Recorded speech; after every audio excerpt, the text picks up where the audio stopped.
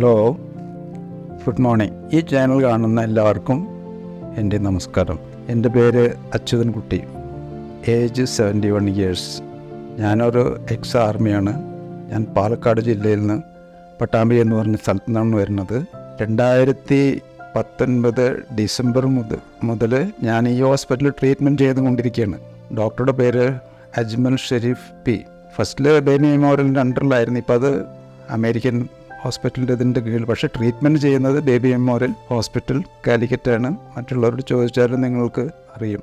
മെയിനായിട്ടുള്ള ഒരു കാര്യം ഞാൻ എല്ലാവരോടും പറയാനുള്ളത് എന്താണെന്ന് വെച്ചാൽ, അസുഖം വന്നിട്ടുണ്ടെങ്കിൽ നാണപ്പെട്ടിട്ട് ആരോടും പറയാണ്ടിരിക്കരുത്. ഫസ്റ്റ് ബിഗിനിങ്ങിൽ വന്നിട്ട് ട്രീറ്റ്മെൻറ്റ് സ്റ്റാർട്ട് ചെയ്തിട്ടുണ്ടെങ്കിൽ 100% ക്യൂർ ചെയ്യാം. അതിൽ യാതൊരു സംശയമില്ല. അതിൻ്റെ വിറ്റ്നസ്സായിട്ട് ഞാൻ നിങ്ങളുടെ മുന്നിൽ ഇത് സംസാരിച്ചു കൊണ്ടിരിക്കുകയാണ്. ഇന്ന് ഞാൻ എത്ര ഹാപ്പിയാണെന്നുള്ളത് എൻ്റെ മനസ്സ് പറയുന്നുണ്ട്.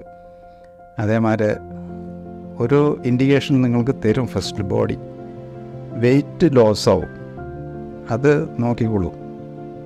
എപ്പോഴേലും ഒരു 3 മാസത്തിലൊരിക്കൽ പോയിട്ട് നിങ്ങളുടെ വെയിറ്റ് നിങ്ങൾ ചെക്ക് ചെയ്തോളൂ. വെയിറ്റ് ലോസ് വരുന്നുണ്ടെങ്കിൽ സംതിങ് ഈസ് റോങ്.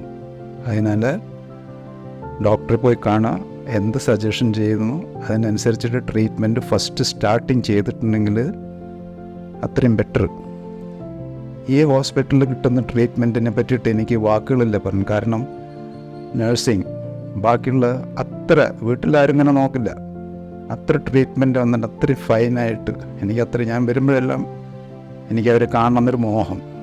കാരണം ഞാൻ അത്രയും എടുത്തു പറയാൻ കാരണം എൻ്റെ മനസ്സിൻ്റെ ആ ഒരു സന്തോഷം ഞാൻ നിങ്ങൾക്ക് പങ്കുവയ്ക്കണം. അതുകൊണ്ട് ഈ ചാനൽ കണ്ടുകൊണ്ടിരിക്കുന്ന ആർക്കെങ്കിലും നിങ്ങൾക്ക് ഇങ്ങനെ ഒരു അനുഭവം ഉണ്ടായിട്ടുണ്ടെങ്കിൽ അത് മറ്റുള്ളവരുമായിട്ടൊന്ന് പങ്കു ചെയ്യൂ, അവരോട് പറയൂ.